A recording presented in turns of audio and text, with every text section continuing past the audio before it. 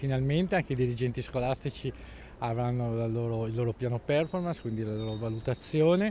Come tutti i dirigenti pubblici si chiude così una questione che durava da tanti anni, che era prevista dalla nostra normativa, e quindi anche loro avranno questo, diciamo, strumento orientativo per essere sempre più attenti al proprio lavoro e a rispondere ai bisogni della nostra scuola. È una rivoluzione quella presentata da Marco Bussetti, direttore generale dell'Ufficio Scolastico Regionale per il Veneto.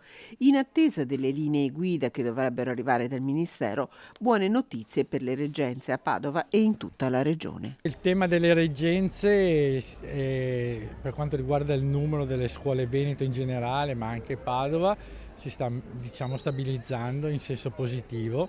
Adesso abbiamo in questi giorni concluso anche tutto l'iter del concorso ordinario per dirigenti scolastici. Siamo prima regione in Italia che pubblicherà la propria graduatoria e sarà pronta a giorni, e credo che le dirigenze scolastiche saranno quasi tutte coperte.